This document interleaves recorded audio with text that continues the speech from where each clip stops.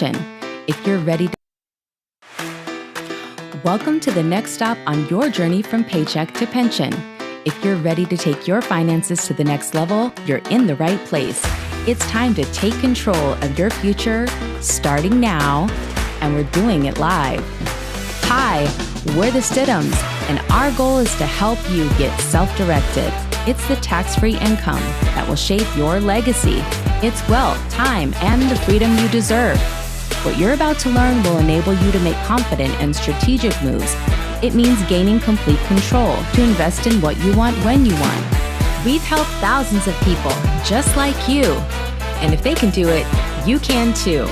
So we hope you're ready, because it's about time that your money started working for you.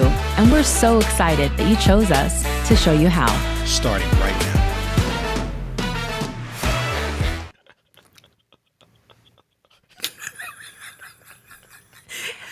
They don't know what was happening while that intro was going on.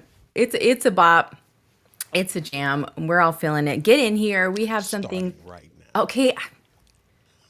You can't help yourself. You have to do it every time.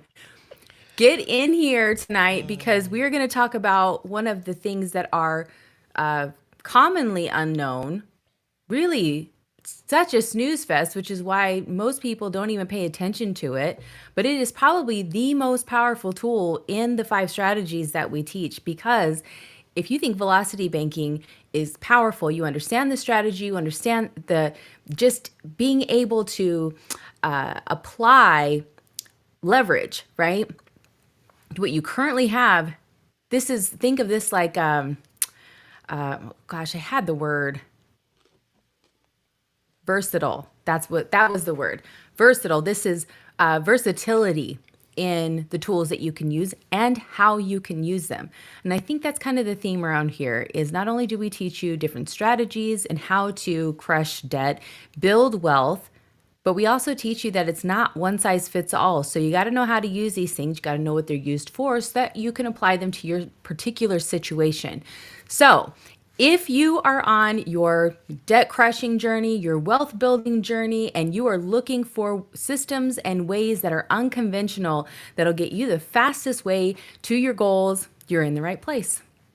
Yep. So you're right. It's been a consistent theme throughout the week, actually, and I guess beyond that too, because when you think about it, we are in the midst of one of the largest transfers of wealth that we've ever kind of witnessed here, with so many baby boomers. I think the last baby boomer hits 59 and a half at the end of this the fourth quarter, if I'm not mistaken. Right. And so what that means is there's a lot of people that are trying to understand, where's my leverage? Where's this? Where do I get this money from that I'm going to use to kind of springboard my journey into this next, I'll call it, aspect of my life? Or is there a way that I can leverage this money now to be able to put me in a position such that when I am ready to start taking my retirement income, that I'm in a good place. So there's been a lot of that this week. Yeah, we also think that just for you to know these things, but also for your kids to know these things, for your sister, your brother, whoever it is. There are so many people who are sitting on top of like huge tools, particularly leverage, and they have no idea what they're doing with them. And instead of them sitting collecting dust in a savings account, instead of them being subjected to the market conditions, we can teach you how to use them in more powerful ways, and we can teach you how to leverage them so that you can supercharge your velocity banking journey, your infinite banking journey, your wealth building journey for sure. These are just unconventional. They're out of the box. We're out of the box, right? So that's why we love to share these things, because not a lot of people talk about them. Again, it doesn't seem, what do you say, Donnell? It's not sexy. Oh, definitely not sexy. There's Yeah. a lot of things about it, but sexy isn't one of them. Yeah, it's definitely, it feels not fun, but I will tell you it is powerful, and it is when you get this strategy underneath your belt, you are going to feel brilliant because you're going to know exactly what it is that you can do.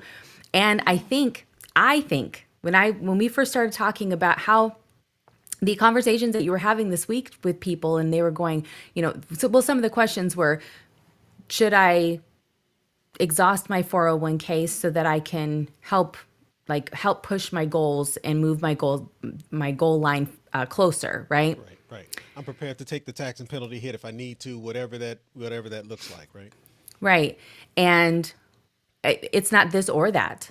In many Right. cases, it can be this and that, right? And so Absolutely. this is why you got to know where your leverage is. So we're going to get into that tonight. That is exactly what we're talking about. Hi, Shree. We're going to just shout out to LinkedIn because we can't bring their comments up still. So that sucks. But we see you and we appreciate you guys all I think being that's here. Agape over there. Yeah. What's up? Yeah, we love to see returning viewers for sure. All right, and we got the fam over here on YouTube. You guys on LinkedIn should just come over here on YouTube because it's a vibe. Jump in the chat. Yeah, jump in the chat. Get in here. Okay, so specifically, is there anything that you need to set up or prepare them for before you dive in? So a couple things. One, for those of you I met with this week, let me apologize for all of the cough drops and the sniffling. I've been struggling with a little bit of a cold. I still have a little few remnants of it today, so you may hear some of that. So I apologize ahead of time. And in addition, today is going to be also. I've got two presentations this week in front of two different REI groups around how to get the most out of traditional retirement accounts to be able to invest in non-traditional investments. And the fact that I have these two events coming up this week and the conversations that I had early last week and throughout last week around how to get the most out of your traditional retirement dollars, it felt like it was right to just kind of bring this to the stage. I haven't really talked about this a lot. I haven't gone into this detail. There won't be a lot of math today. It's really more about understanding how and where your leverage is and how to use these tools differently. I'm also not expecting you to remember this fire hose of information that I'm about to share with you. I think the key things to walk away with is this: there is more power in your IRA, 401k, 403b, TSP, government 457 plan than maybe you thought. I know I beat up on them a lot, but I'm going to kind of dig into, I think I don't want to, I'm going to dig into the why of what that looks like and how it can also look different for you. So I think that's the biggest setup that I think I need there. So And the with that, I'm ready majority to of go. the majority of people that you used to talk to were, to your point about the REI groups, real estate investors. That's This it. these are the top These are people who are active people. leveraging these tools. However, they're not the only people Right. who can leverage these tools. And I think that's the important part is, if unless you're watching real estate investing videos or you're into that kind of circle, it's highly unlikely for you to hear about this, or investing in non-traditional investments too, right? Because they will obviously direct you to say, "Hey, come invest in our thing, gold, precious metals, whatever those things are," and they'll say, "Here's how you can invest in these things," right? So Right. that at that point you would hear about it too. But if you want to use your funds in any way that you want to, there's ways to get creative and there's ways to be extremely flexible with these particular types of accounts. So I'm excited to jump in. Let's not hold it up. Let's not hold it off any longer. I will say Looks this. If there's any questions, I'm okay with addressing some of those if they've already started. But if not, yes, let's absolutely jump in. Yeah. No, I don't think. Okay, just everyone saying hi. Just a bunch of hi. Okay, Yeah, and they're saying hi to each other. When you get the fam that's it. together, you've got to be like, "How you doing? Where you been?" All right, yeah, let's do it. Okay. All right. Let's do this part though. How about put a Q in front of your question? That way I can better identify just visually when somebody does have a question for Donnell, just put a Q in front of it. That way, if you guys are asking each other questions, I'm not going through there. I can pick them easier. That's all. That's all I'll ask. I think that will help me. Okay. So let's jump in. You want to go to the vibe board? Yep, let's do it. Okay. Wait, let me put a fun thing on there. Because, oh, there was it. Yeah, I like it when there's a fun thing. All right, let's do it. So to kind of just quickly kind of just jump into things, I was kind of highlighting some of the questions that I'd received or some of the just comments around how to better use their traditional clients with traditional retirement accounts. And so tonight is kind of geared more towards people who are looking to take action. Like I am, you know what? I have these funds from a previous employer's plan, or I'm this close to retirement, so I'm looking to be able to leverage the money that I have. I understand that it may not be enough to get me through to retirement, but I want to be able to leverage it in some way, shape, or form to do other things. Other things like I heard this week. I wish I would have talked to you sooner because I liquidated my 401k to pay for this home. I hear this a lot. When there's other ways that you could have gone about it to be able to leverage those same dollars to be able to use them for your home without taking that tax and penalty hit. I have clients who just left their jobs and they liquidated their 401k just so they could go start a new business. I had a client who, and I kind of got to him just in time a few months ago, worked for Verizon, who was leaving his role, had been there 30 plus years, and was prepared to take a tax and penalty hit on $500,000 because he was retiring before his 59 and a half. And I was able to prevent him from taking that tax and penalty hit and still being able to fund his business like he wanted to. And it's weird. De-dollarization came up again this week, and it was specifically because I had a client who wanted to be able to transition his retirement dollars into buying gold, which you can absolutely do, and a lot of people don't realize that. So, moral of the story is, I just wanted to walk through how we go about it, what that process looks like. It's not as difficult as people might think. And again, the piece that I want you to remember is it's possible. And as I kind of walk through some of the hows, this is an opportunity to also see where these opportunities might present themselves for you. So I know I beat up a lot on IRAs, 401ks, 403bs, TSPs, and so on. And it's mainly because when traditional retirement plans are stuck in this environment, it's kind of hard to have any security around what your money is going to do next. Whereas if you're able to reduce some of that risk, you can actually create create wealth. So it's taking your retirement account from a investment equation and moving it into more of a wealth or compound interest producing vehicle. And so how do we do that? And this is something that I've shared many, many times. It's really just simple math. It's how do you reduce the risk? Because if you can reduce the risk inside of your investment, you can actually build uninterrupted compound interest and build wealth. So it's all about reducing, if not eliminating, that risk. And I know I beat up a lot on traditional retirement accounts, and I know we talk a lot about the retirement gamble, but here's the truth. The problem isn't the 401k. The problem isn't the IRA. The problem is who that 401k or that IRA is with. The problem is the Fidelities and the Morgan Stanleys and the Vanguards. Because and the companies you work for, to be honest, because your company won't allow you to have more control over the money that you do have, you're kind of, I'll call it, your money's in jail, or it's captured by these institutions, and you can only invest invest in what they have to offer. If you were just allowed the opportunity to adjust where this money was going, you could actually reduce that risk. And sometimes reducing the risk is just simply getting your money out of the market, like that being step one.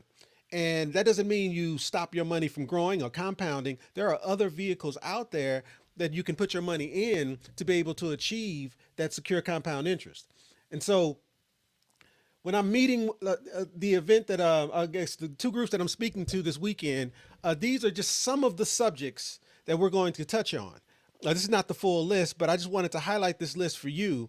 And that is whether we're talking about a self-directed IRA or a self-directed 401k, it doesn't matter. We're talking about being able to invest in what you want when you want, and I'll explain what that means. Being able to assist people that you're working with, your partners, to be able to invest in what they want.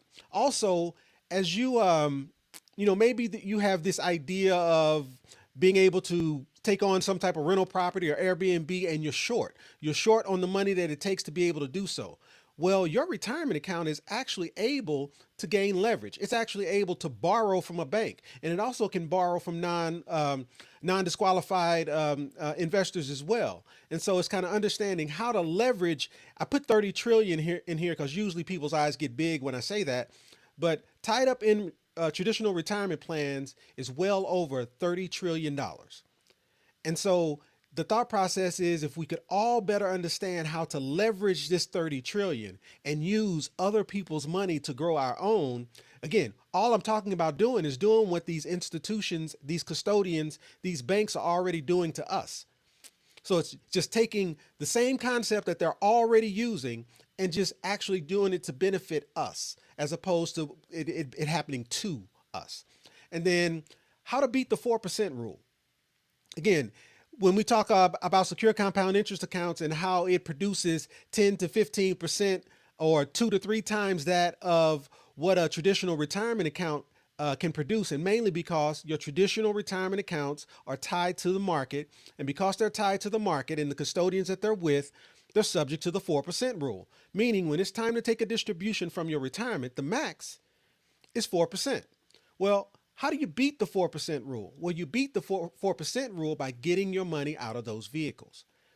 And I'm talking mostly to those who have previous employers' plans.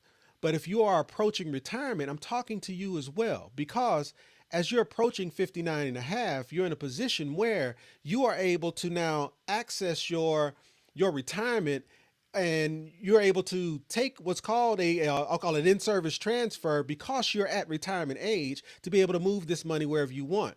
So, and in addition, I'm also talking about those who are wanting to be a bit more active in how this money grows.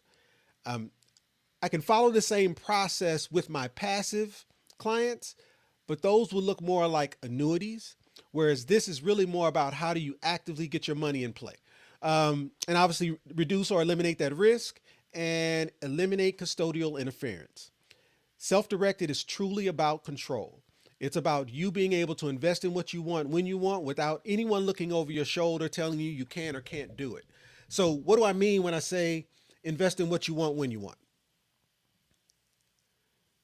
If it's okay, I want to come in here because I forgot one more point. Come It on in. was in really using your job the way your job is using you, and this might think make you think differently about how you're actually using your job. So instead of feeling like I just show up to work and I'm giving them my time, right? Now, knowing how you could structure things a little bit differently, it might make you think differently about the either the job that you're choosing to go into, right? Absolutely. Or if you're staying at a job that you hate and you're going, man, if I had all this leverage, if these variables were different in my equation, I might be able to do something different. I might be able to make bigger, stronger moves. And if this is the only thing that was keeping you there, this might actually be a key to unlock some opportunities for you. So I wanted to just put that out there too. This may make you think differently about your job. Absolutely. I mean, and you're spot on with that, because it's really about leverage. And what is your job currently doing to you? They're leveraging you. So why Right. wouldn't you kind of, if again, it's walking into work and just looking at things from a different perspective. How can I leverage this position to put my money so that I can get my money in a position such that I can take control over it to go do some other things? Yep. And that invest in what you want when you want. And I do mean that. This is not an exhausted list. I mean, this is probably maybe a third of what the true list actually looks like, and that is land, REITs, subject twos, precious metals, you name it. You're able to invest in it up into to include cryptocurrency. It's all about giving you the structure and the ability to be able to put your money where you want to put it. And again, there are a lot of these vehicles that will also allow you to be able to beat the 4% rule. Because if you can beat the 4% rule, now you can get closer to a six-figure income without having to have $2.5 million inside of your retirement account to be able to do so. So when I talk about structure and structuring your previous employer's plan to be able to self-direct it, whether we're talking an IRA or 401k, we are talking about being able to invest literally in anything that you want, with the exception of three items, and I'll get into those three here in a minute. In addition, I had a fair amount of conversation about this as well this week, and it was, hey, I do have a previous employer's retirement account, but there's only $20,000 in it. You know, what property can I go purchase with $20,000? Well, one piece that I don't, this isn't readily I guess if you were to Google it, there's not a whole lot of information around how you use leverage inside of a retirement account. So this is one of those things that when I'm standing in front of these REI groups and I share this information, a lot of people are unclear as to how to even go about this. And so, and the thought process is this: just because you only have $20,000 inside of your retirement account doesn't mean your retirement account can't borrow. It doesn't mean your retirement account can't use leverage from an actual institution like a bank to be able to go complete whatever your transaction might be. So if you've got $20,000 in your IRA and there's a property that you're trying to purchase for $100,000, meaning you need $80,000 to close that gap. Well, your retirement account is allowed to borrow, IRA or 401k, either one. The key is how it's able to borrow. There's this thing called a non-recourse loan. To understand a non-recourse loan, you have to first understand what's the bank's recourse. And we've all experienced it. Whether you go into a bank to get a home loan or a car loan or a checking account, that paperwork you signed, that those contracts you signed was all related to this. That is you giving the bank the guarantee that if something were to happen, they get to come after you. So the bank's recourse is if you default on that loan or that line of credit or whatever it might be, the bank's recourse is to come after you. Well, when you are investing using your retirement account is not a person. And in addition, you are what's called a disqualified person, which we'll get into right after this. But as a disqualified person, you can't have anything to do with your IRA or 401k. Well, if you can't have anything to do with it, then how does your IRA or 401k take action? Well, you are allowed to act on behalf of your 401k, but if your 401k or your IRA needs to borrow $80,000 from a bank cannot use your credit history, your social security number, any information related to your DTI. They can't use any personal information of yours at all in order to close that deal. So the only way they can lend to your retirement account is through the form of a non-recourse loan. Non-recourse loan just means any recourse that they have is towards the property or towards the investment. So if you default on the loan, they take the property. But if you default on the loan, they can't come after you. And so there are many banks out there. I've got 5 of them that we specifically work with, but most banks will do some form of a non-recourse loan. There's a select few that will do non-recourse loans as it relates to real estate. But the moral of the story is it's possible. And that's the piece that I just want you to remember here is if you have some small amount inside of your retirement account and you're looking to be able to grow it's only limited by your imagination. It's not limited by the amount that's in it, because the smaller the amount in it doesn't mean anything. You can still borrow against to be able to still grow your account exponentially. And as I mentioned about, there's a few rules that you just have to be aware of. And those rules are associated with these 2 subjects, DPs and PTs. That's disqualified persons and prohibited transactions. Disqualified persons looks like this. There's certain people that cannot be involved with your retirement account before you retire. And it's a straight line of individuals. It starts with you. So you are what's considered a disqualified person. And because you're a disqualified person, let's say your 401k buys a rental property. You can't live in that property because you are a disqualified person. You would be benefiting from the proceeds that is growing your retirement, which would then nullify the transaction, which means now it becomes distributed and you would owe tax and penalties on all of it. So you are a disqualified person. The other disqualified persons, it's really just a straight line of individuals. It's your grandparents, it's your parents, it's your kids, and your grandkids, and any of their spouses. So it's a straight line of individuals: grandparents, parents, kids, grandkids, and any of their spouses to include your own. It's a straight line of individuals who are disqualified. So what that means is if you wanted to buy you wanted to get your daughter wanted to buy your daughter off campus apartment when she went away to college, and you were going to use your retirement dollars to be able to fund that property, and then she was going to get roommates, and you were going to use that to kind of grow your retirement. Because it's your daughter, you can't. But pay attention to who I didn't name in this straight line of individuals. I didn't name your brother. I didn't name your sister, nieces, nephews, friends, me, other REI groups. Like it's a specific list of people that can't be involved, but everyone else is fair game, which means it doesn't limit you. Again, what limits you to being able to invest using your traditional retirement account isn't the money that you have or the investment idea. It's really your imagination, because there are very few items that will prevent you from being able to achieve your goal through this process. And then the last one is prohibited transactions. I talked a lot about what you can invest in. And again, I'll call it a very short list. There's a lot more that you can invest in outside of this, but the prohibited transactions, though, those things that you cannot invest in, it's a short list as well. It's three things. It's life insurance, S Corp shares, and collectibles. And when I say collectibles, I don't mean precious metals. I'm saying collectibles as in paintings or antique cars. So again, life insurance, S Corp shares, and collectibles are only things that you can't invest in. Outside of that, it's wide open. And again, this affects all types of retirement accounts, not just IRAs or just 401ks. We're talking both. And the next thing I wanted to talk through is Roth versus traditional dollars. Notice I'm talking about an IRA and a 401k being able to invest in non-traditional investments without limitation. You didn't hear me mention traditional dollars or Roth dollars because it doesn't matter. They both apply.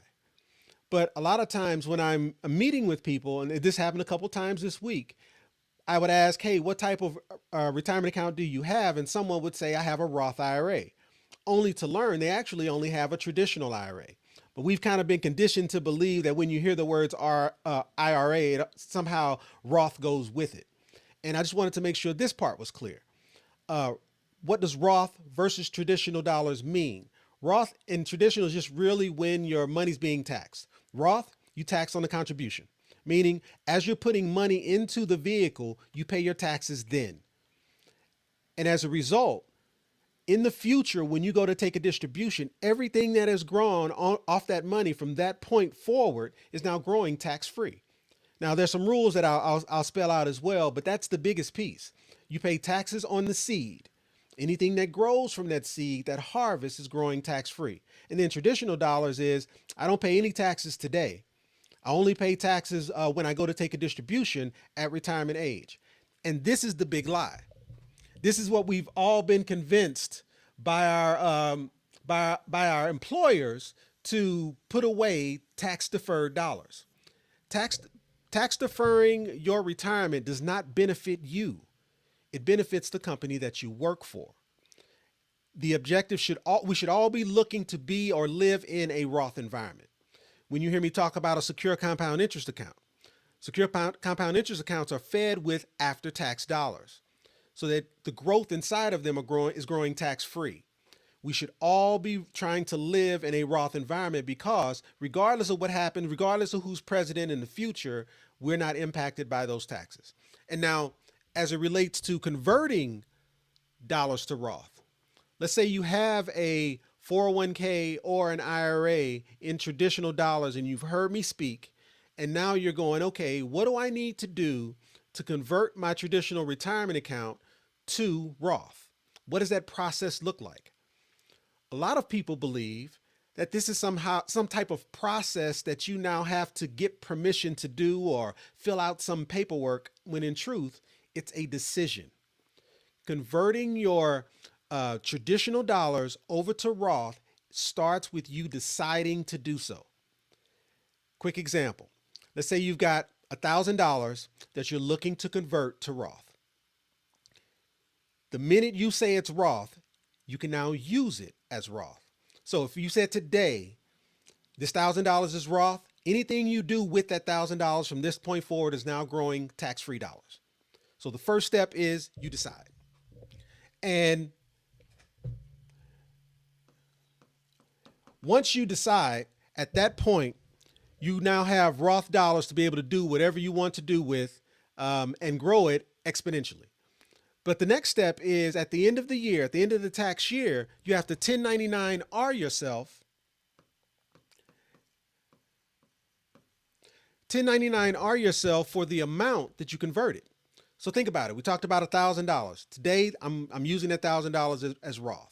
I'm going to invest in this Airbnb or this precious metal or whatever I invest in. And between now and the end of the year, that $1,000 becomes $10,000. Well, I just made $9,000 of Roth profit. And now at the end of the year, I'm going to 1099-R myself for the $1,000 that I converted, not the $9,000 that I made, for the $1,000 that I converted. And once I 1099-R myself, and then the third step is I have to have my account for 5 years. So once I decide, I 1099-R myself at the end of the year for the amount that I converted, and my account is in place for 5 years. The final step is I have to hit 59 and a half.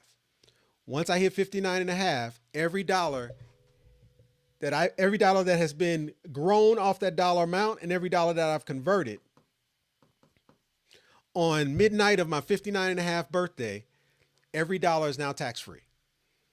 And notice, I didn't fill out one piece of paper. The only paperwork I would have actually filled out here is the 1099-R. Everything else are just decisions that I've made, and maybe log them into, and I don't know how you keep your accounting, whether it's QuickBooks or whatever the case may be, but being conscious of what has been converted when.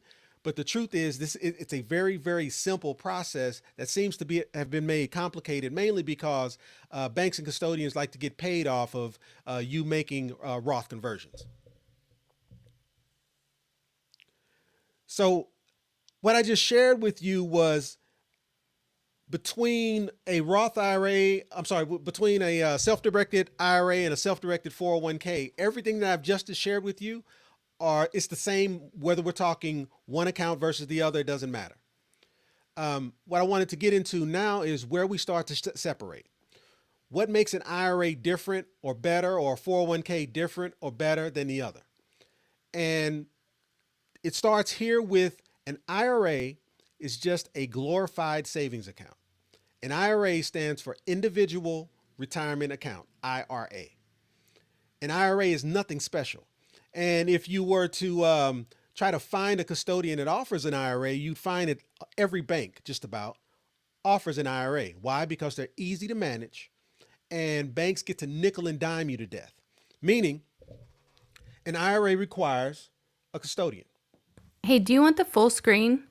I don't think I need it. Okay. An IRA requires a custodian. Custodian meaning it requires a bank. It requires support or the structure of a bank to be able to execute whatever it is you need done. Whereas a 401k does not. And it sounds weird, but it's the truth. An IRA requires a bank, but a 401k, which is a trust, does not require a bank. Now, obviously, you would want your money sitting with a bank. So we do want to involve or include a custodian, but it's not required. And because it's not required, that allows us to be able to kind of negotiate fees. So I just wanted to highlight the differences between custodians. So there are 3 types. There's 2 types, but they're broken up into 3 categories. There's active custodians and there's passive custodians. There's 2 types of active custodians. The first type is the one that you can invest in what you want. You can only invest in what they have to sell. And that's your Bank of Americas, your Vanguards, your Morgan Stanleys, your traditional banks where most of us have our retirement account or our traditional checks and savings accounts with. We can only invest, we can only use what it is they have. Those are your active custodians. Well, the second type of active custodians are the ones who allow you to invest in what you want, but you have to have their approval.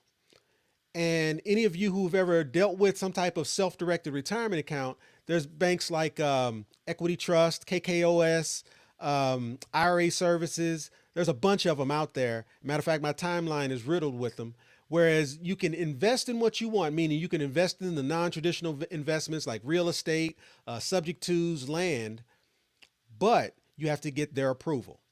And for most of my investors, getting their approval, getting a custodian's approval when you already have the answers to the problem, all that does is waste time. And so it's more inconvenient than anything else. But in addition, that's how those custodians get paid. That's how those custodians make money. Those are transactions back and forth that they are nickel and diming you on. And then the third type is passive. The third type is, yes, they are a bank. Yes, they are FDIC insured. And matter of fact, any active custodian can be a passive custodian if they choose to. And so that passive custodian, what that allows us to do is negotiate. Because they are not required to be able to have a self-directed retirement account, we're able to negotiate fees and in most cases eliminate them.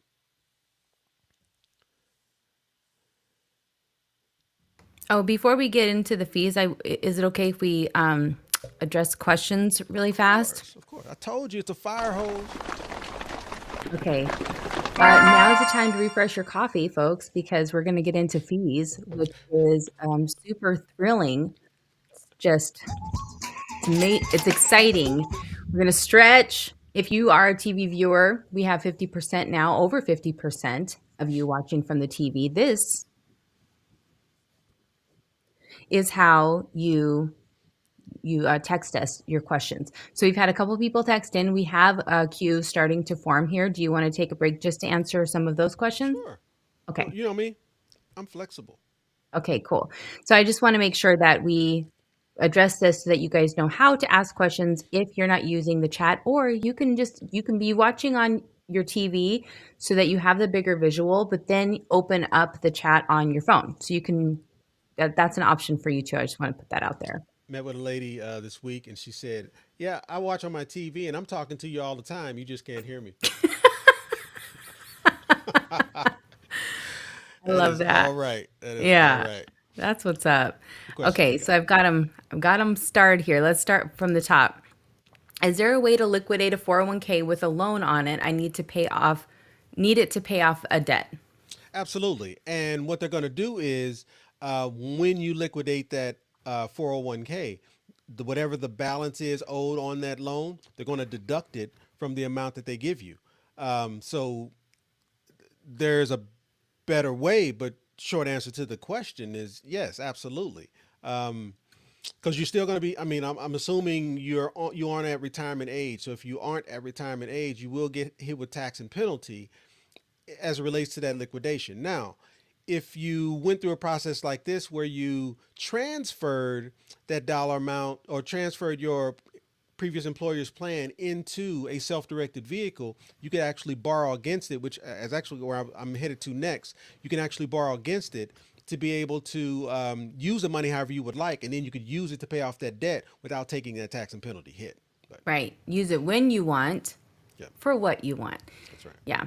And that is an exciting part. Okay, next one. Mm-hmm. Because that's the loophole I was talking about when I was like, why are there so many rules in how you can use your retirement plan if it's not to benefit you in your retirement, right? Mm-hmm. Make it make sense. All right. How about front loading? Hold on.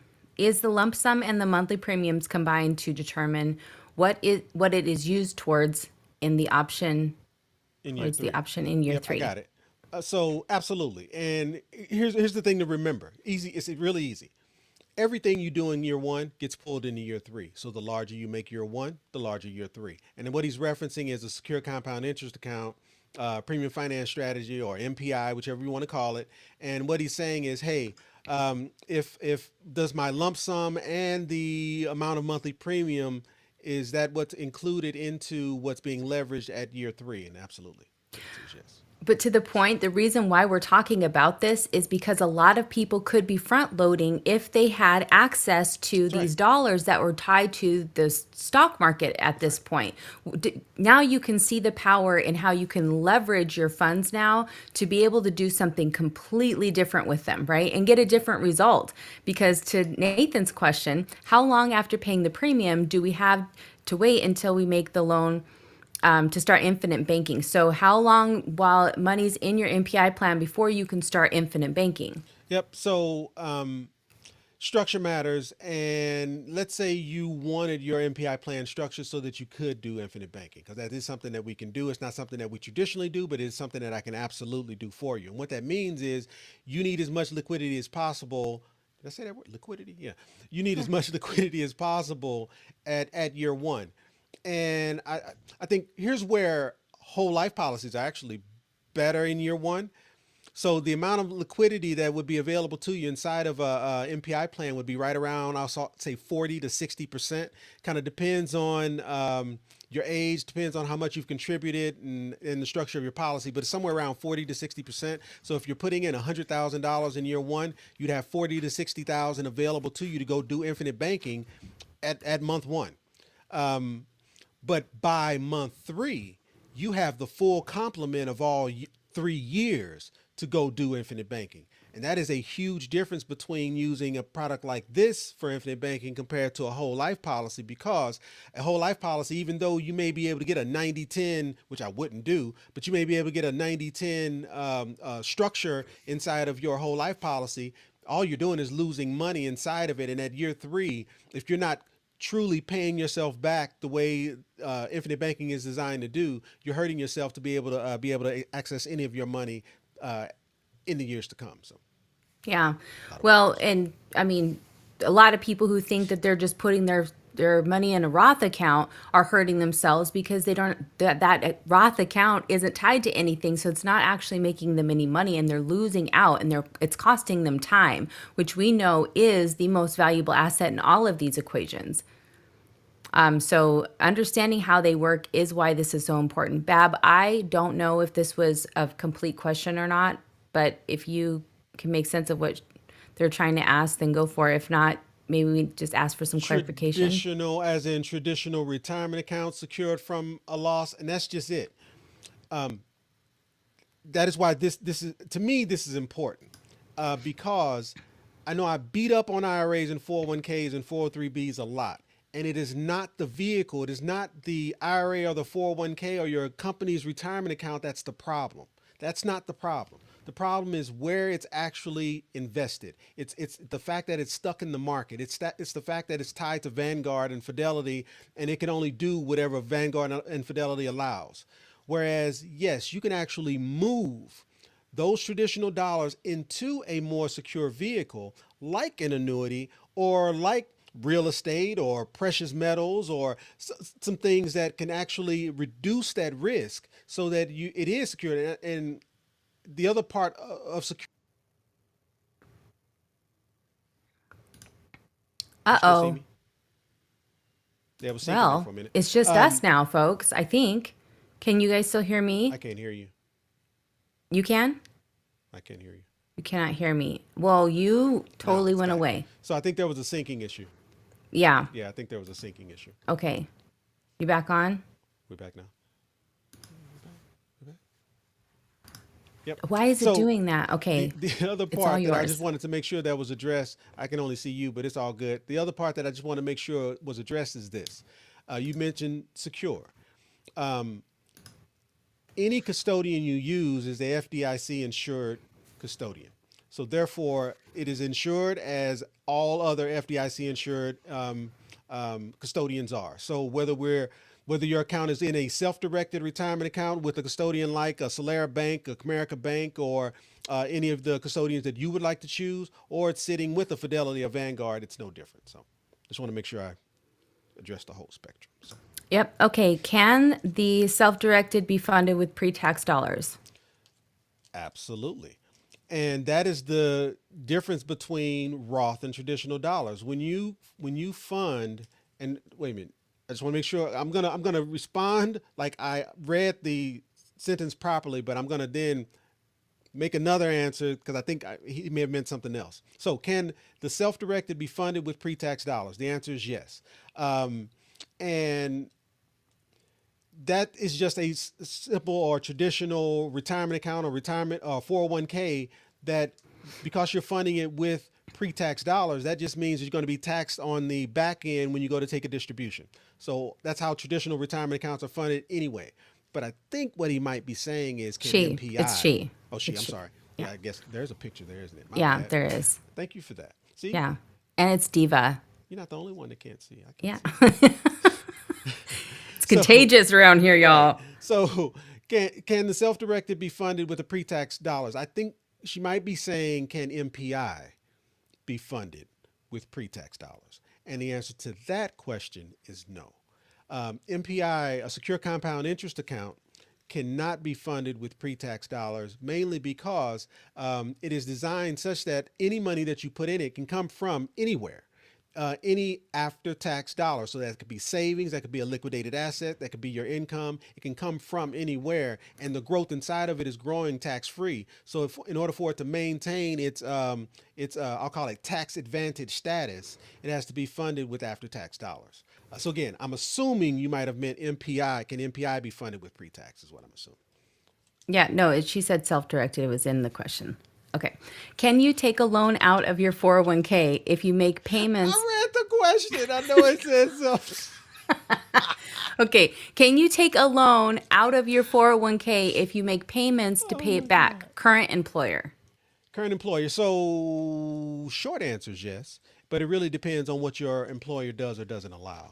Can you take a loan out on your 401k if you make payments to it and pay it back? Absolutely. Matter of fact, most employers who allow you to borrow against your 401k, they're not going to give you a choice as to whether or not you pay it back, because they're going to take those payments directly out of your check before you even see your check. So they would have told you what that dollar amount would be, but you won't even have to make a payment. They're going to take it for you. So Okay. The difference though with the self-directed 401k is that not the if you take a loan out of your employer's 401k, that's what it's called, your employer's 401k, right? yes, ma'am. It's yours, but it really belongs to your employer essentially while you're there. Yes? You have to get their approval in order to get a loan. So yes, in essence, they are the ones in control. Okay. But They when set you the take a interest loan rate. out, They set the timing. when you take a loan out, you're taking a loan from them because you're paying them interest. You're not paying the interest to yourself.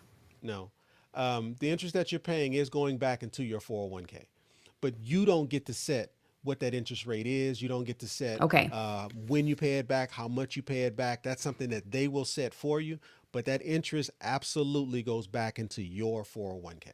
Okay, well, that's good to know. However, with the self-directed 401k, you set the interest You and set the terms, you set the duration, and traditionally it's about a 60-month, 5-year loan that you're allowed to take. And again, we just haven't gotten there, but it's all in here. okay. But the answer is yes, you get to set all of those terms. Okay. All right, next one, and then we'll get back into it. What's the deal with the 59 and a half age? I'm 45, retiring at 47. That's Woohoo! what's up. Yeah, that's exciting. And I want my money. What's up with that? And that's just it, which is why we do this, because the truth is, no one should be able to dictate when you will or won't retire, right? And that's the whole point of introducing a secure compound interest account, because that is a pension. And that is a pension that you can start whenever you want to start. Like retire early, I think is a huge reason as to why a lot of my clients are in the age range of 18 to 35. And that's so that they can fire their job at some point.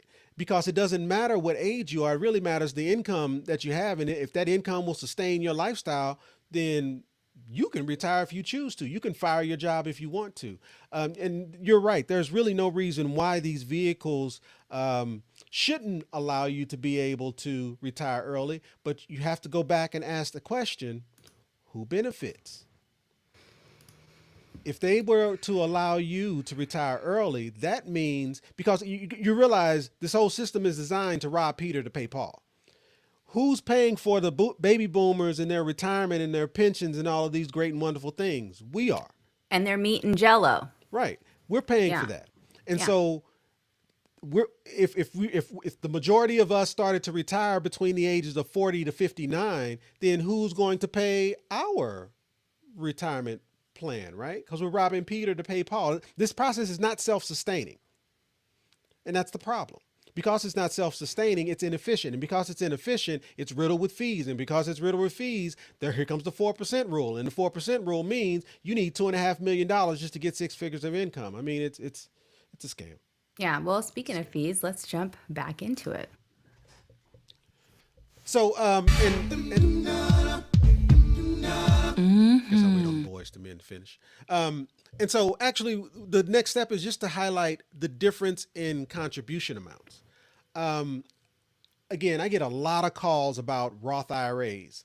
I get a lot of calls about IRAs in general. And I think it's because people have been told that's what you need in order to self-direct or invest in what you want. And I've never understood why people choose IRAs over 401ks. 401ks are not that difficult to have, and I'll kind of break down what that looks like. But I just wanted to highlight this. Contribution amounts. Putting away $6,500 a year.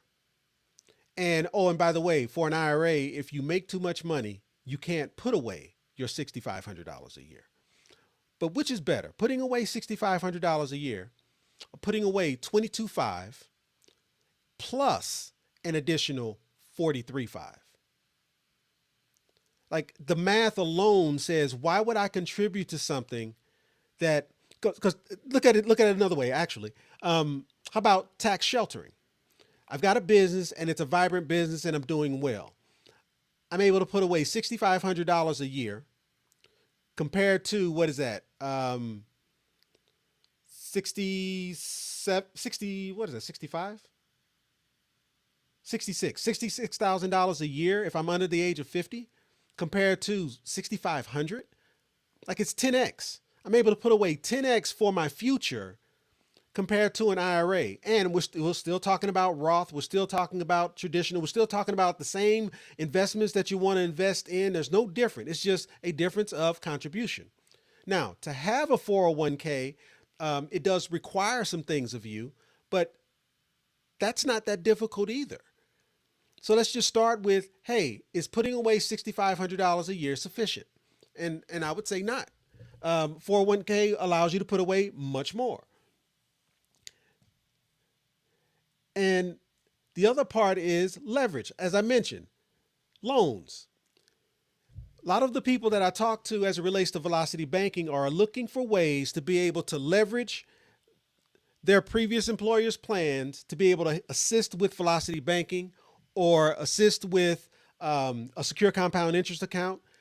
An IRA, you are not allowed to leverage against. An IRA, you are not allowed to borrow or use any money inside of that IRA until you hit retirement age. Whereas a 401k, and again, it just came up in one of the comments a few minutes ago.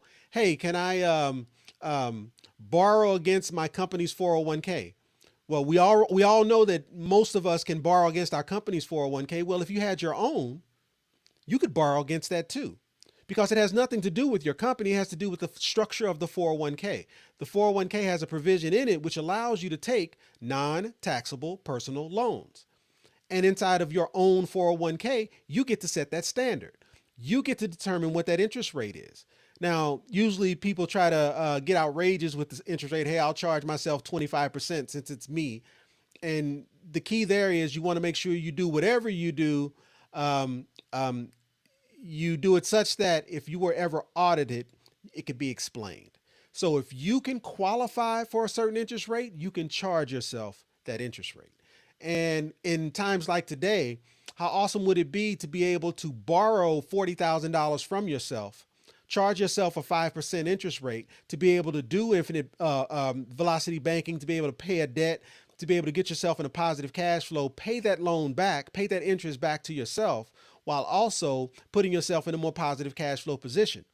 Or leveraging that $40,000 to dump into a secure compound interest account so that you can produce tax-free retirement income for life using your own vehicle while paying that vehicle back at the interest rate that whatever it is you decided. And the terms and conditions. That non-taxable loan, it's traditionally a 5-year loan. But if that loan was used for the purchase of your primary residence, you actually have 15 years to pay that loan back. So again, I go back to it's It's unmatched. And the amount, oh, and by the way, the amount that you're able to borrow is 50% of what's in it, up to $50,000.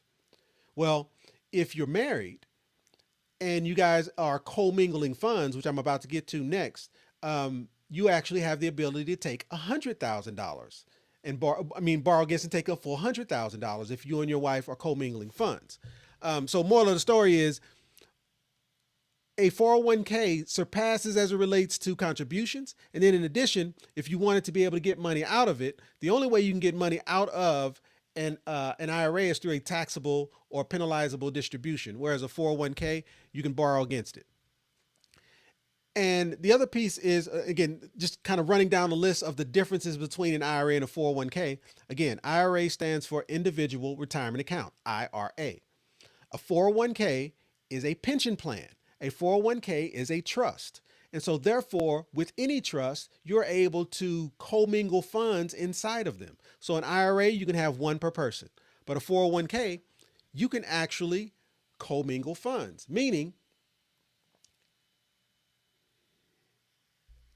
if you have an old IRA, old 401k sitting out there collecting dust in a previous employer's plan, and your wife has a 403b, a TSP, and maybe an IRA herself, you're actually able to pool all of those dollars into the same 401k, which means it does two things. One, it gives you a much larger pool to be able to pull from when you're trying to make an investment, but it also gives you both control.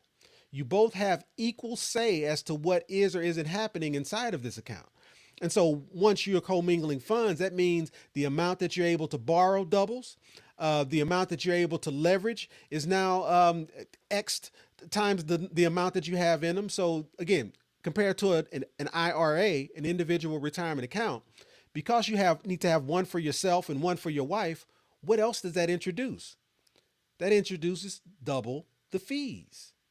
Because again, an IRA requires a custodian. Because an IRA requires a custodian, that means you have to have custodial support, which means now you have two accounts that are riddled in fees. And riddled is relative because there are some pretty good IRAs out there with less fees. But the bottom line is an IRA requires a custodian and those fees exist. Whereas a 401k, you can negotiate or remove those custodial fees to eliminate that issue.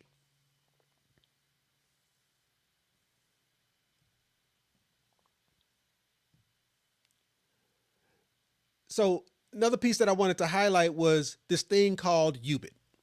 And this is one that when I'm presenting this week to these REI groups, this is one that people really have no idea that this even exists.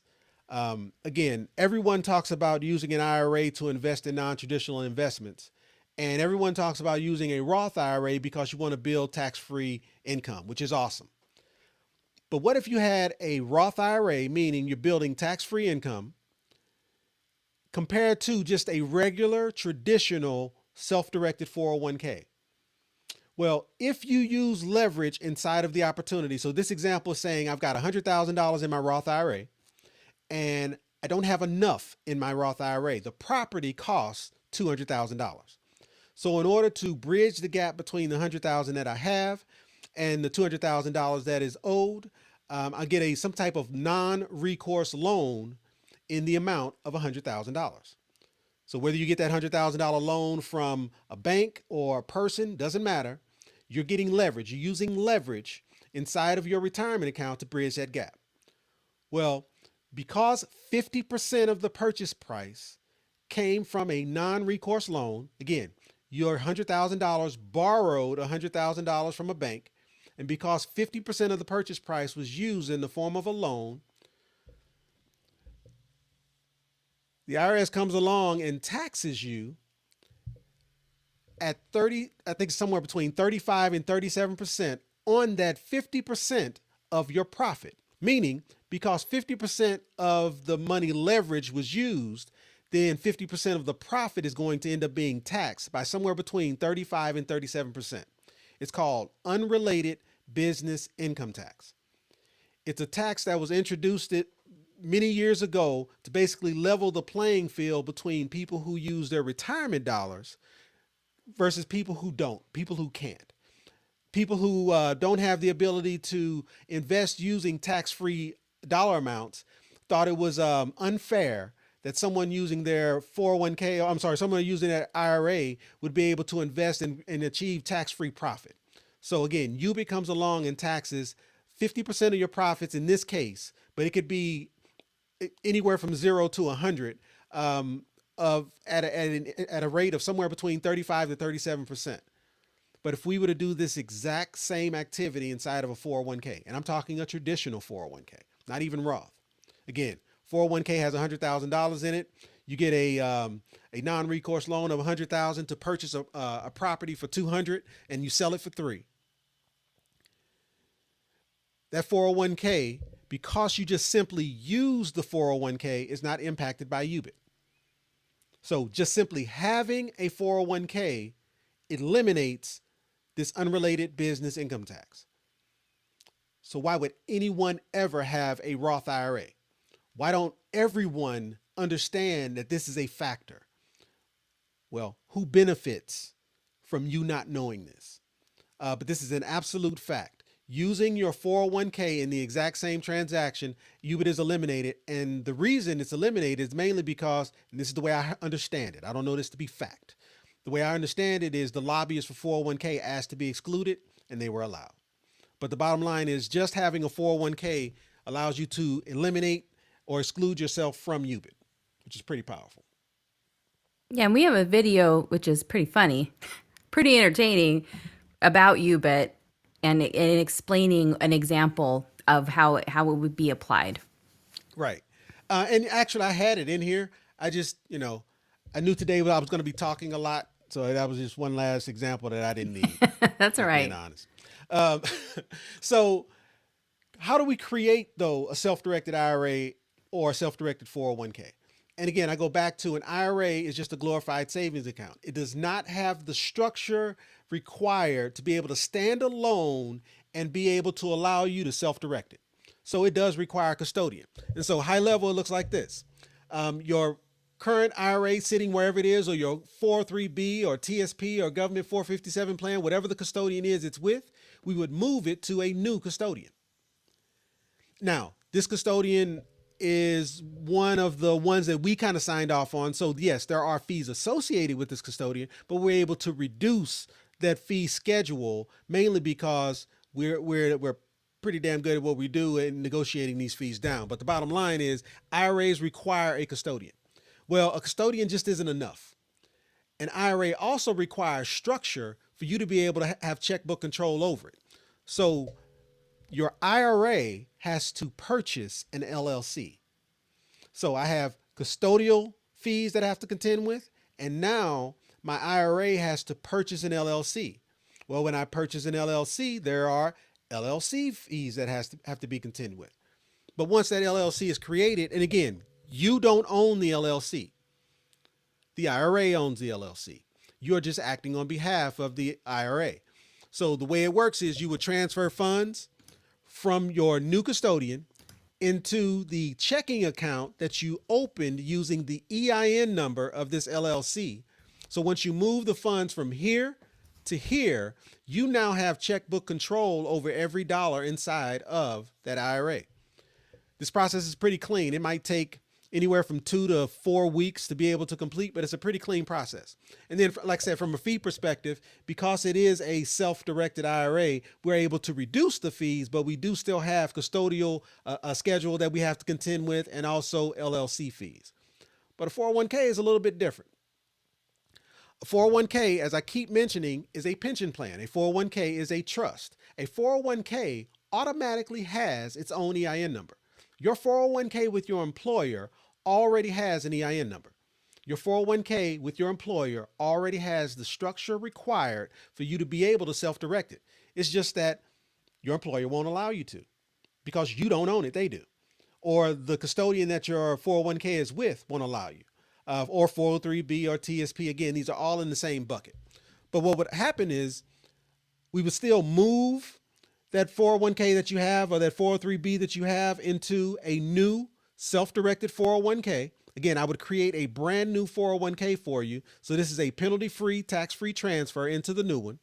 And because this 401k has its own EIN number, because the 401k has its own EIN number, we would immediately open up a checking account based off the EIN number of this 401k.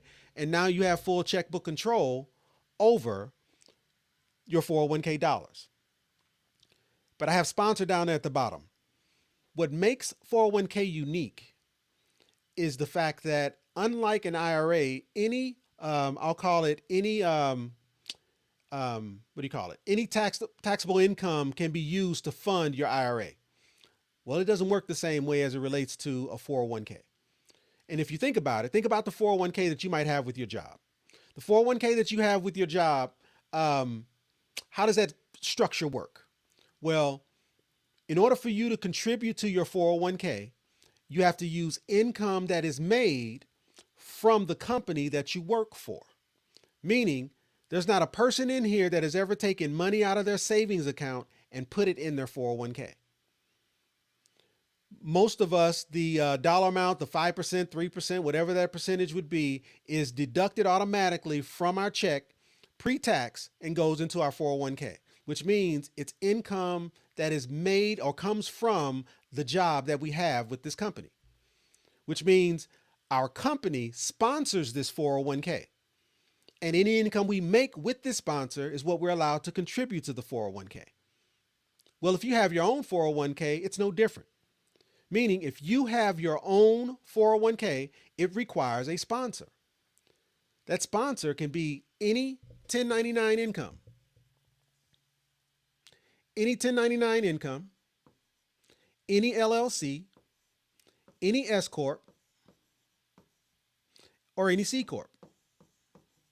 Meaning, if you already have 1099 income, if you are an Uber driver or you do Lyft or any MLM, that would be sufficient enough for you to have your own 401k.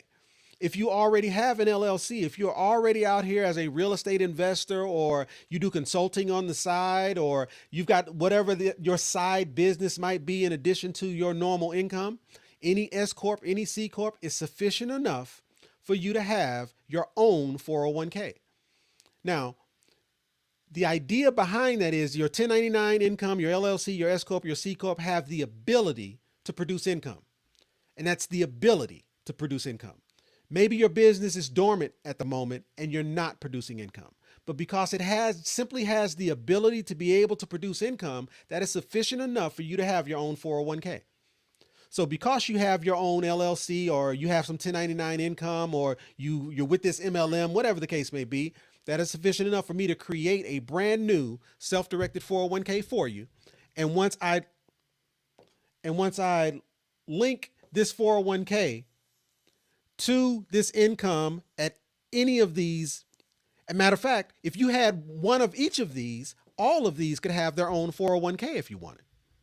Meaning there's no limit to the number of 401ks that you can have as long as you have an income producing entity that sponsors it. So once we link this 401k to your business, you're now wearing two hats. You're the owner of the business and you're also the trustee of the 401k. And the two cannot work together, just so we're clear. Again, I go back to the prohibited transaction and the disqualified persons. Even though you're wearing two hats, you still have to function as though they're two separate businesses. And those two separate businesses can invest in similar or the same things, but they are just one is your 401k making the investment and one is you making the investment. But the key is there's no reason why, a lot of people don't realize how simple this process is compared to this one. And the reason you don't hear as much about it, like if you were to Google self-directed IRA, there are hundreds, if not thousands of banks that come up. If you were to Google self-directed 401k, there's not as many. And there's not as many because banks don't make as much money. And it allows you to take control over your previous employer's plan to be able to invest in what you want and put that money wherever you want it to go. Man, we got a lot of questions. Do you want to tell me when is a good time to break? I'm at the last part. So, Yep. Okay, cool. the last piece was as it relates to income limitations. So it's related to an IRA and 401k. I'm sorry, IRAs have an income limitation, whereas 401ks do not. And without me even putting that up, what that ultimately means is with an IRA, if you make, I want to say it's 100 and I think it's 153,000 or whatever that dollar amount might be, you can't contribute that $6,000 a year. But with a 401k, it is unlimited. There is no restriction on how much you make in order for you to be able to contribute to that 401k. And in addition, you're able to contribute more. So again, I go back to there's really no argument as to which one you should have. The issue is education. Because we don't know, most people end up with this vehicle that allows banks to continue to make money off you versus you being able to put your previous employer's plan in a position such that you can eliminate the 4% rule, eliminate the fees, put yourself in a position so that you can make money.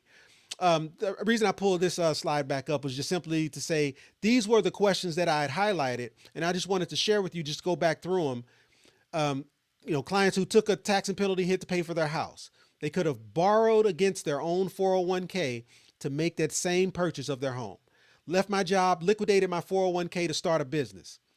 You could have done what's called a rollover for business startup, and you could actually have used your 401k to start your own business. Due to de-dollarization, I wanted to liquidate my 401k so that I could buy gold. Your 401k can buy gold all on its own. You don't have to liquidate it in order to be able to achieve that goal. Negative cash flow. Well, having negative cash flow, but you got a 401k, you actually can leverage your own 401k. Take that that dollar amount, that borrowed dollar amount, set your own terms, set the amount of time that it takes to pay it back, dump that lump sum into your secure compound interest account or into Velocity Banking to be able to increase your cash flow, and away you go. And the last piece is, this is absolutely how you get your money out of the market. This is absolutely how you reduce risk to be able to achieve whatever that goal might be. What are the questions? Okay, hold on. I'll give you a moment here. Take a drink of water. Then let's get into it. All right. Can you imagine being on a Zoom with me? Because I got two Zooms. One is a Zoom and one is in person. This is just a fire hose of information. Like, how do you keep up? It's a lot, man. Yeah, and then you It's a don't lot. even have me on those Zooms to Right. No be like, jokes. It's just dry as hell, no jokes. Man, Golly. rough out here for Yeah. them. Yeah, it's gonna be hard for them. I wish they had me too. Just kidding. Okay. We should go on the road though. That would be kind of dope. Yeah. I'd put you in the audience.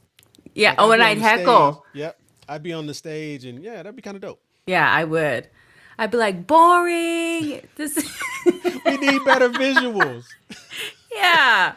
Be like, why are you putting the white slides on the black background? Come on now. All right, Car says if I deposit 5K or 10K this month to get started, will I be able to add more into it any other time this year and or next year? Talking about an MPI plan. Yep. So you will get approved for what you asked for. So if you said, I want to contribute $5,000 a month, you would get approved to be able to contribute that $5,000 a month. Let's say 3 months down the road, you go, man, I should have made that 10,000. Well, there's this thing called, when your plan is structured properly, we design these to what's called the guideline max, which means we are approaching right up to that MEC limit without going over. Why? A max funded policy allows for the least amount of fees and produce the max amount of income. So because you've got approved right up to that guideline max, your ability to get more in than what you've been qualified for will be very difficult. However, there's this thing called Tamara 7 pay, which means there's this 7-year period that you can get more money in. You just can't exceed whatever that dollar amount is within that 7-year period. So what that ultimately means is, yes, we may be able to get a portion of, maybe even all of that dollar amount in for that year, but it will impact your ability to continue the $5,000 a year or $5,000 a month for the duration within that 7-year period. Here's the only part you have to remember about all of that, though. You get approved for what you asked for. And if you're wanting to contribute more, you just reach out to me and I will break down what you can or can't contribute. Because ultimately, we just want to make sure that your policy stays in great standing. Okay, and the other part of this is also, can I put 15K or 20K and take it out to borrow in 2 years only if I really need to? I imagine it's better to wait until after 3 years, though. That's a great point because I get this a lot. Um, Matter of fact, I had a person say they did not want to start their MPI plan because they didn't like the fact that their money would be tied up for the first 2 years. I don't know where they heard that. Um, let's be clear. The money you contribute into your MPI plan, your secure compound interest account, this is no different than any other cash value life insurance product out there. It functions no differently, which means when you contribute to your cash value life insurance policy, notice I didn't say MPI plan, it doesn't matter which one. You have the ability to access your liquid cash when you want to. This is a savings account, not an investment account. There is no rule that says you can't touch your money. There is an ask. And that ask is you allow the first 2 years to compound because why? The agreement that we have with the life insurance company says this: at year 3, you're able to leverage everything from year 1 and pull it into year 3, which means we get the relock feature kicks in. So that's an ask. But there's no one standing over your shoulder going, you can't do this. If you need your money, regardless of why you need it, emergency or not, you have access to it and you're able to access your money whenever you want. Here's the piece that you have to remember around that, because you don't have to remember any of that. When you want to access your money, reach out to me. Why?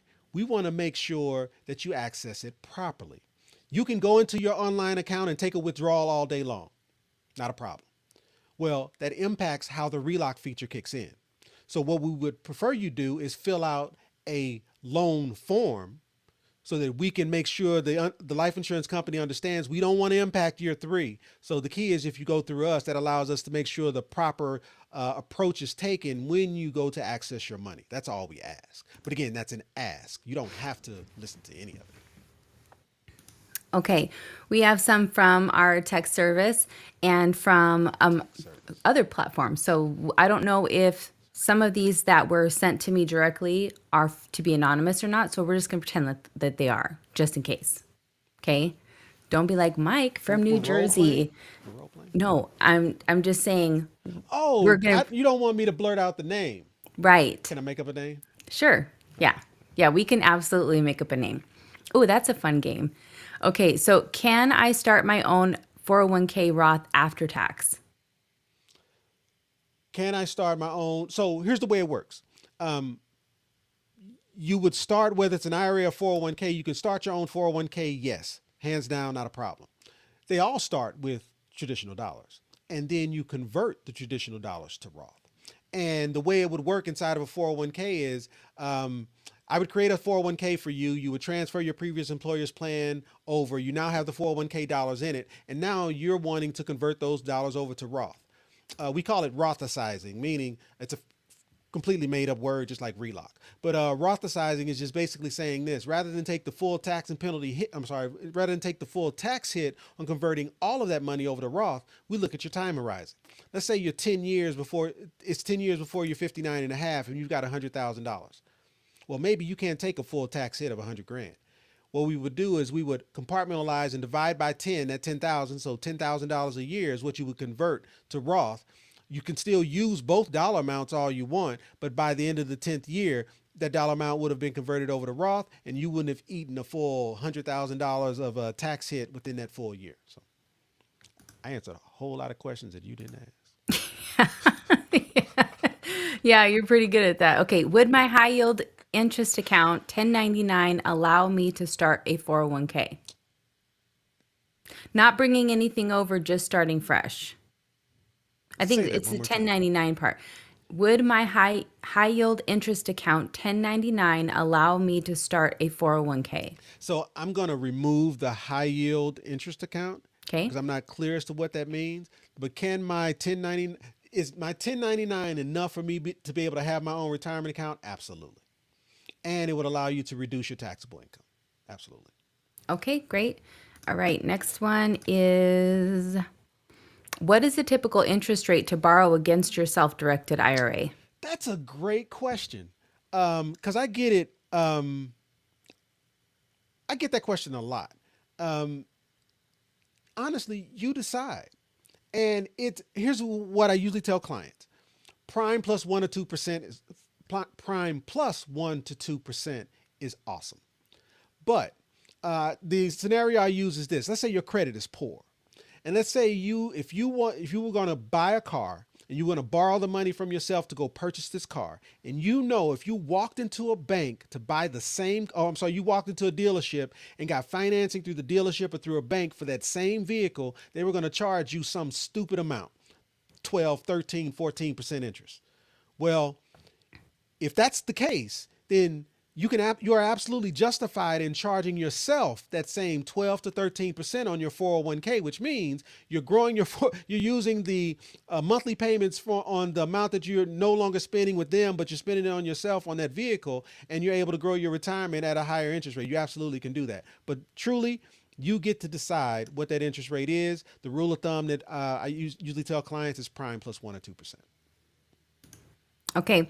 And can I convert a self-directed rollover IRA to a can I convert a self-directed rollover an IRA to a 401k? Maybe there's a word missing and I it's think I messing got me them up. though, and you know Okay. me, I'm gonna give you a whole lot of words that you didn't ask. Okay.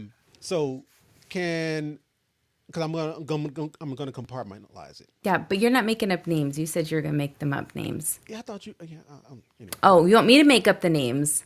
it's all good. It's all Okay, good. it's Mike from New Jersey. You sure it's Mike?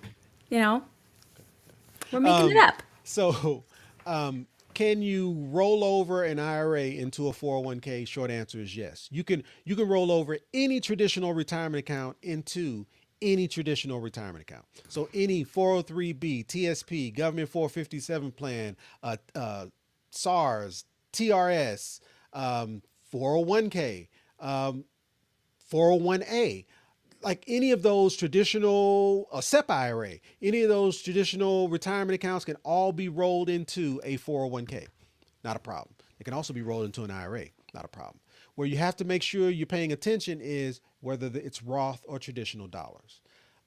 Roth have to remain in the form that they're in. So if you have a Roth IRA currently and you're wanting to self-direct that, you can self-direct it into a Roth IRA. If you have a Roth 401k and you're wanting to self-direct it, then you can transition that into a self-directed Roth 401k. So you transition all traditional dollars into a 401k, and then once they're in the 401k is when you would think about converting it from from traditional to Roth. So I really like Alandio's question because, and we talked about this last live stream. I think we've touched on it a few times, but so it's a bummer if you missed that when you have to go back. Well, we'll answer it again. How can a group of family members get together to fund a SKIA or MPI to produce a family trust? yeah, I've got a few of these in the works at the moment. I've got a gentleman who is they started a family trust, and the first step is to purchase their first MPI plan. But the idea behind that is, yes, they do have a family trust with a board, and whoever the grantors are and the trustees are, and now the trust is in the midst of buying policies. Now the key here is there has to be insurable interest, and I have got a client who I've been working with probably since February. And every time we look up, there's another question being asked about this trust because they're trying to make sure that there is true insurable interest here. And what it is, it's a grandparents trust. The son is a trustee, and we're trying to do an MPI plan on the granddaughter. Is the way it works. So short of it all, yes. And how would you go about that? Whether you started with the trust or not, because eventually you can get your MPI plan as the beneficiary and the owners of the trust as well. You can do that after the fact. So you can do it one of two ways. You can start with the plans, or you can start with the trust. But it kind of 6 to 1, half a dozen to another. Just remember there has to be insurable interest. So it's not just can a family get together. There needs to be defined insurable interest within that family. Yep. Okay. Veronica says, how long is the time frame to complete the 401k transfer? It's really dependent upon your prior custodian. I can create a four. I've and I say I like I'm the one doing it. Well, you initiate and manage the process, so that it is. My partner Brandy can knock this out in like 3 to 5 days. Like she is a bad girl. Yeah, she But the is. bottom line is, it takes about 3 to 5 days for me to create a 401k, and that 401k being merged to your business is all the role that I play. Meaning, my job is to create the brand new plan and merge that plan with your business. That's my job. Getting your money from your previous employer into your new 401k, that is not a role that I can play. That is a role that you would have to play. So the time that I've seen lost is between the time it takes for your previous employer to finally be able to get your money transferred into your account. Now, your big institutions, your Vanguards and your Fidelities, pretty simple. You go to your online account, click on withdrawal, click on either rollover or transfer, and put in the banking and routing number of the new account. Transfer is done in a 24-hour wire, like not a big deal. But those mom and pop custodians who are pissed off at you because you're taking that money that you have from them, they will make this process intentionally, I'll call it ridiculous. Petty, petty. Yeah. And that's all it is. They will ask for a reason why, some note from your mom, the request has to come from the new custodian. Like there's all of these different rules that are really unnecessary, but it's mainly because they're trying to make this as painful as possible for you when in all truth, this is very, very simple. It's a transfer from one custodian to another. Banks do it all day long. Okay, Diva Miami says you avoid the penalties for early withdrawal by rolling the funds in the 401k. That's it. Because it's all about control. Now, just because you moved it into your 401k doesn't mean you can now withdraw that money and use it for however you want. What we're talking about is control. Transferring those funds from your previous employer into your new 401k now gives you the control to be able to invest them where you want outside of the market or whatever the case may be and leverage it if you want. So the rules still apply, but yes, it is a penalty free, tax free transfer when you move the money from your previous employer into your new account. Okay, and I hope that answered this question too. What are the tax implications when I convert my employer controlled 401k to a self directed 401k having checkbook account? And look at it this way. Let's say if any of you have ever left a company before, when you left a company where you had a 401k, some of us sent that 401k from our old company over to our new company. How much tax did you pay on that? How much penalty did you pay on that? It was none. So it's a tax-free, penalty-free transfer when you're going from a qualified account to a qualified account. And that's the key. MPI, or a secure compound interest account, is a life insurance based product. So can you transfer your 401k into MPI? You can't, because MPI is not a qualified plan like an IRA, 401k, 403b, blah blah blah. But you can move money between qualified plans, penalty free, tax free, all day long. Okay. There was a question on here. Jeannie had it, and then Carr also has something that's similar. And it was about how to leverage these assets, right? These are monies that are sitting here attributed to you. These are assets. Can you use them as collateral in any way? And this one specifically is asking about an MPI plan for a personal line of credit or a HELOC or something like that. Can this make you look good to the bank that, yes, you have this asset, so can I have some more money? And that's essentially what they're asking. Can you do that with a self-directed account? Can you do that with an MPI plan? So I went down this rabbit hole probably about a year ago, and it was around how do banks view cash in a cash value life insurance policy. And I received conflicting responses that said, yes, the cash value inside of your policy can absolutely be used as collateral or to put you in a position, a solid cash flow position, whatever the wording was. It was a yes. But then I also saw in some cases no, and I don't know the use cases as to what would or wouldn't make it okay. I even reached out to your sister, by the way, to kind of have the same conversation because she's in this industry, this mortgage world. And she also stated that, yes, you can use this as collateral to be able to, get a mortgage or whatever the case may be. But I have seen conflicting responses. So I really can't give a definitive answer. And the reason why you're getting conflicting answers is because there's not enough people using these unconventional strategies. Right.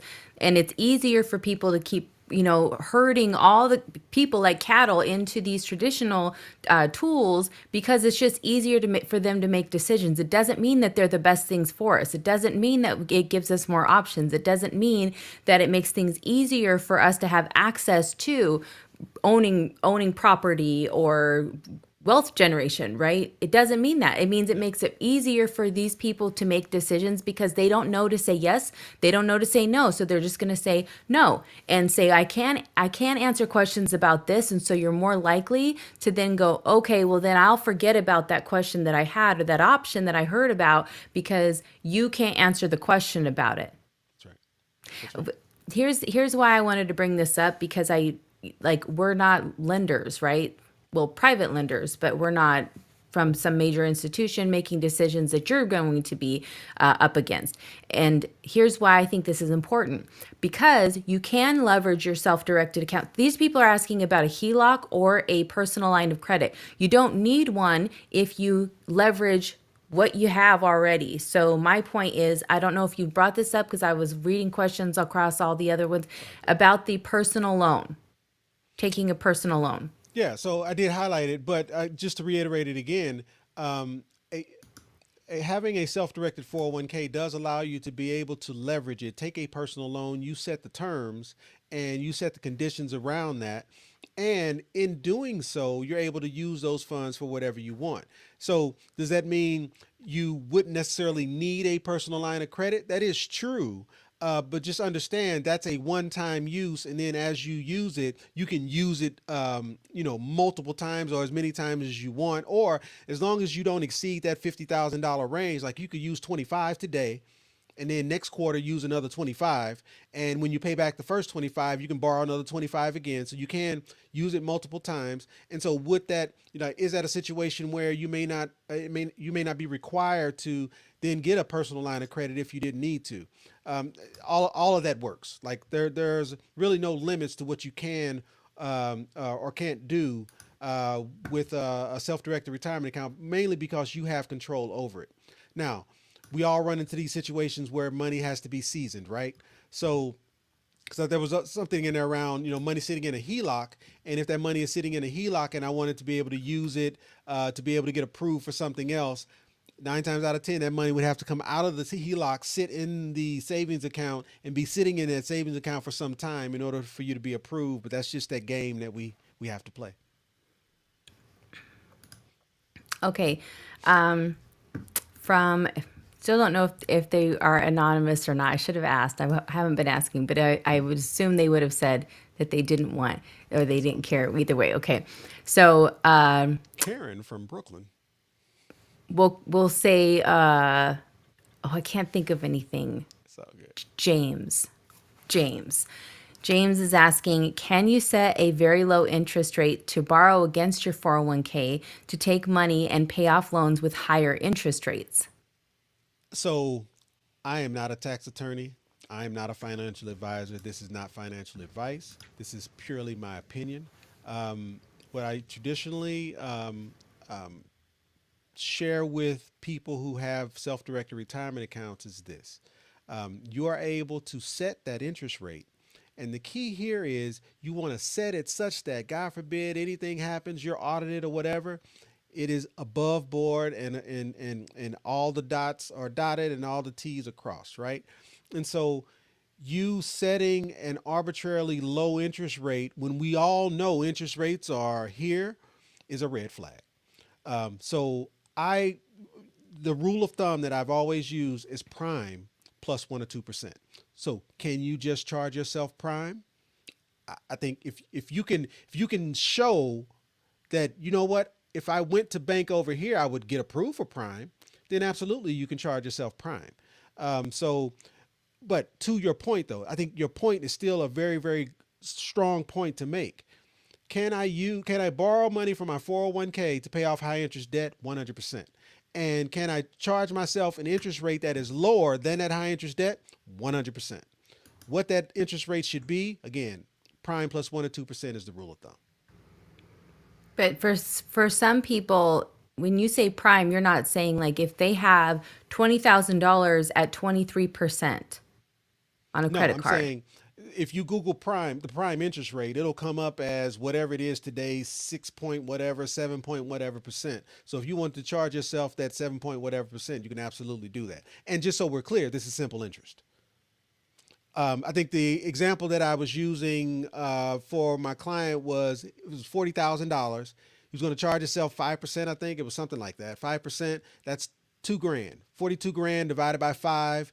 $700 a month is what he would owe himself, and it's simple interest. So he could pay it off as quickly as he want, or he could take the whole 5 years if he wanted to.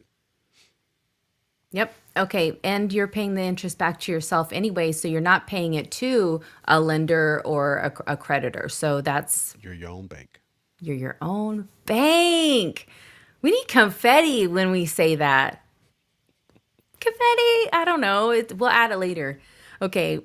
I think why not just, oh, but why not just use velocity banking instead of borrowing? Yeah. Again, so the whole point of today is this is one more avenue that you have that you can leverage to be able to get to your goal.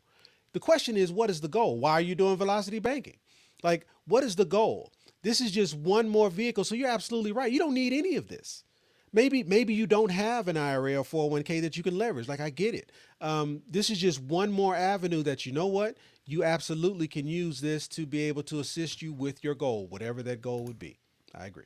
Yeah, and this is why it's so important to know how things work because if you don't, then you don't understand when you're faced with the situation how like the tools that are in your tool belt how they can be used. For some people, they think a hammer can only be used for a nail, right? Well, that's not the case. You can use it for multiple things. Same with many tools if we're just using this analogy, and that's kind of the point is understanding how they work and how where your leverage is and how flexible it is so that if you're whether you're doing velocity banking to reduce debt or you are trying to avoid causing yourself a situation with debt creation, you can focus on wealth creation, right? Right, right. I think that's really what it is. To their point, they're asking questions about the loan in particular, and because I think that this is a key piece, like what you can take a loan, you can access it to do whatever you want. Yes, you can. And a lot of people feel bad. They feel like this is a bad thing to take out this loan when you get to determine the interest rate from this 401k account. For a lot of people, this feels like bankruptcy, like it's that heavy or that much of a negative money move. When if you understand the strategy, and this is that surface math conversation, right? If you understand the strategy and you can see farther into the strategy and you're playing the long game, then you understand how overall how it's benefiting you and where it's taking you and where you're going. If you're not, then you're just going, I don't want to make this move because it makes me feel bad. It's just our You get it? Conditioning. yeah, That's all right, this is. Like it feels weird because we've been conditioned to not take control. right. There, And there's have there's no permission. textbooks that says here's how you take control over your future. And have permission, right? We have to have Absolutely. permission in order to do these things from somebody who says that this is okay. And when you start to use these tools, no different than you having to call all these banks and explain to them what a first position HELOC is when it's a product that they offer, wild, right? And the fact that they're sitting there having to apologize to you because they go, oh, we didn't even know that we offered this. And they wouldn't have had you not have educated them on that. And they probably had told so many other people that they don't have this option for them. And therefore they couldn't leverage it. Right. Right. Yeah. It's it, Gatekeeping. it's the system. Like again, who benefits? Right. It's for a reason. This is by design. Yeah. Oh, hey, Lance. See Lance on here. Lance Watson. Okay, so we have some more questions. One of It's them, weird. You said, "Hey, Lance," and I looked to my left like he was in there. That was weird. Like I don't know why I looked to my left. Like that's strange. he's among us. Uh, Daniel, are you talking about a revocable trust, or can you MPI with all the trusts? Getting in the weeds. There's probably five different trusts. There's dynamic trust. There's ILETs. There's irrevocable. In our MPI plans, there's a specific trust designed just for our MPI plans. Because the thought process is this: you get a trust, it's an umbrella. That trust is probably holding your land and your assets, your physical assets. Well, the trust that you would want for your MPI plans is actually different, structured differently, and it's structured such that the trustees or the grantors of that trust can dictate how the next 500 years is going to look inside of that trust. So you don't have to remember none of that. All you have to do remember is when this is something that you're wanting to do, it starts with, hey, you do have to get a trust in your state, so you need a lawyer in your state. But when you're ready to pull your MPI plans into those trusts, you just reach out to your MPI advisor, and we'll connect you with the right people to be able to get that done. So that's a great point you bring up. Yeah, and Carr said I opened a trust 2 months ago with my kids. Yeah, So that's that's awesome. great. Okay, Scott says, if you don't get everything accomplished in your first meeting with you, can you get on the calendar again? No, no, I'm just kidding. Of course. He's And here's the kidding. other thing. My calendar is pretty full, but just know if you and I have met already, just text me and I will make space for you. I do have there's a block in there for lunch, so if nothing else, we can meet over my lunch or whatever the case may be. And especially people who, because I've had this question a couple times. Man, I'm trying to get on your calendar and you're like a week out. I apologize for that, and it's really all because of you guys. So I don't really apologize. I actually appreciate it. But if you do need to get on my calendar, please don't hesitate to just reach out, and I will make space for you. That's not a problem. Yeah. Okay. Nathan says, "What is the goal? I need that merch." We actually have some WTF t-shirts that we already created, and we had them connected to our YouTube channel, but something is going on. We have to wait for everything to get approved before it shows up. But we do have like a little store we were able to create with some stuff, and so we are adding "What is the goal?" Shirts next. Okay, so I have I'm trying to understand which ones are actually questions for him and which Hmm. ones aren't. Hmm.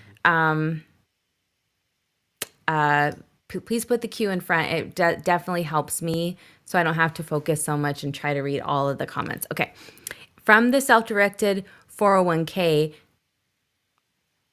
and you Take a take the loan. loan and you pay down your debt, would you recommend going for a HELOC from there? Um, what's the goal? Right? Because okay, I think I get it. You're doing velocity banking because you want to free up cash flow. So okay, you borrow the money from the 401k. You're doing velocity banking. You free up the cash flow. Cash flow has been freed up. What are you doing with the cash flow? Are we paying off the home? Or are we putting it in a secure compound interest account? What's the goal? Well, Go ahead. well, Veronica, tell us, do you need to improve your credit to be able to qualify for a HELOC? Yeah. Is that maybe What's the part goal? of the strategy? Because again, everybody's situation is different. And Yeah. so being able to see like what those moves are, kind of like a Tetris, right? How you have to flip each piece in order for it to fit. Everybody's is going to be different. But if that is maybe that's her case, how would you advise on that? So to wait a minute. What, say it again. She's going to take the 401k, the loan. She's going to Hmm. convert it over for self-directed 401k. She's going to Hmm. take personal loan Borrow from against it. there. Hmm. She's going to pay down some debt. Hmm. And then after she's paid off The that debt. debt, now she's created that room. Hmm. Cash flow increase. Would you recommend now she move into getting the HELOC? Again, the HELOC makes sense if you're going to leverage the HELOC for a reason. Um, the HELOC doesn't necessarily make sense just to simply like if it's just so I can qualify for a HELOC, so it's a vehicle that is available to me so that I can leverage to take a dollar amount and put it into my secure compound interest account to start building wealth. Like yeah, like Well, because the she said pay down debt. She didn't say pay off all the debt. So maybe right, she still needs the HELOC to pay off the rest of the debt yeah. and to be able to have access and leverage. Because here's the cool part, and I guess I should add this to the slide because I've never brought this up, but this is an absolute fact. that loan does not account against your credit. It has no bearing on your DTI. It has no bearing on Mm. anything. And so therefore, if you do borrow these funds and you are able to increase the cash flow to put yourself in a more positive credit position, credit worthy position, so that you can qualify for these other things, like it does nothing but help you because it doesn't count anywhere. Okay. Let's do cars real quick. So MPI. So I need to open another trust first. You can add it to an existing, Yeah, we can inside of an existing trust. absolutely, we can add it inside of an existing trust. I've had a few. His gentleman's name is John Scable, and I've had a few conversations with him. And the way it works is, now MPI has its own specific trust, but that trust is what links or ties to your asset trust, whatever the case. Okay, Diva Status is asking about, we got two divas in here. What? Better Is be more asking than that. about the Velocity Banking Workbook. And so let's talk about that. Okay. Yes, please like, share, subscribe if you haven't already. This is the workbook. And so do we have a video that talks about how to complete the worksheets? We do. It's on Facebook. And I promise you, I've been But trying. I'm not on Facebook. For those who aren't on Facebook, I've been trying to get up almost like a little mini course or a place where you can go to consume all of this stuff there too and ask questions, and we can build our community there. I just have not had the time to complete that. So that's my bad. That's on me.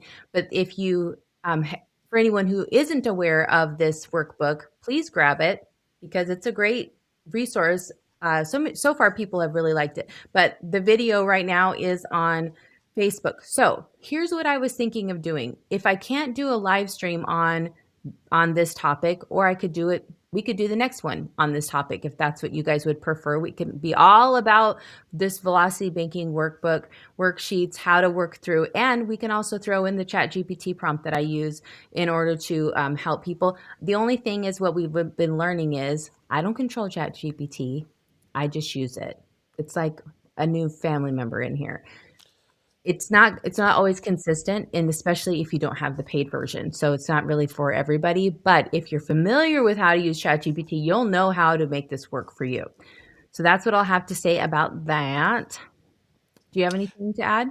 No, not about that. I would like, if you wouldn't mind, pulling up. There's a Cheryl Moss comment. 401k loan repayment is not as flexible as indicated here. Yep. Mind pulling that up.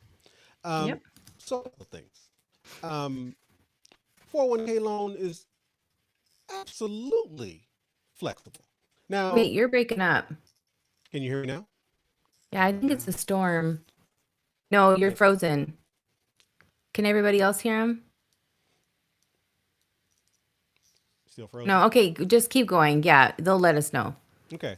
So the 401k loan is absolutely flexible. And I think it was something around there's an amortization schedule. No, it's actually simple interest. And you get to decide what that interest rate is. Now, the payment timing around that is absolutely true. It's at least, I think the latest that I've seen or been allowed is about 6 months, but quarterly is preferred, and monthly is the traditional way. So it's actually it's pretty flexible compared to borrowing from a bank. So I think, and because you have control over it and you're able to set that interest rate, and again, the interest rate being prime plus 1 or 2% is the standard. Where else are you going to get that? So Okay. Well, there's that. So I don't see any more cues in front. I'm kind of going through workbook video, please. Can you give us a link here? Yes, I think. Oh, here it is. Look at that. Already had it ready. Here's the worksheet link. Just go selfdirected.info/live, and that's where you get it. And you just click the button, tell us where to send it, and we will send you the most updated version. If you don't have the most updated version, just do it again, get the most updated version, or I'll send out a blast if there's a lot of people who don't have it. I think everybody has the updated version by now, but if you go in there to go click on the email that you have and you see it says old version, do not request, that's why. You have the old one, we redid it because there was some stuff wrong with it because I'm not an Excel expert and we had to fix some stuff, make it better. But with all your help and feedback, we have a great tool now, so that's awesome. Okay, so instructional video to the workbook link. Okay, so how about this? What I'll do is I will go put it up on even if it's just on a landing page for now, just that video, and then I will put it in the description of this live stream and in the comments so that that's easier to put it out there. But Car, you're also you've also opted in, so I know that you're in there. So what I can do then is I could put an email blast out, and that probably help everybody, especially people who are watching the replay who also would want that link and information. That's so resourceful. Yep. So that's all I got here. I don't know that we've missed any questions, but I think that's it. And I think this is a great place to just, yep. I think it's a great place to remind everyone that time is your most valuable asset. And that's why knowing what to do with your time and your assets during this time. Hello, Garen, and everyone on LinkedIn. And thanks so much for joining us. And we appreciate that you guys are spending your time with us. It means a lot to us. And as we like to end things, we believe that even if you didn't come from a wealthy family, you can make sure a wealthy family comes from you. So stay focused. Stay protected. Stay tuned. Stay connected. I'm Angelique. And I'm Donnell. And our goal is to help you. Wait. Help and you. Stop. Starting again. We're starting over. Help you.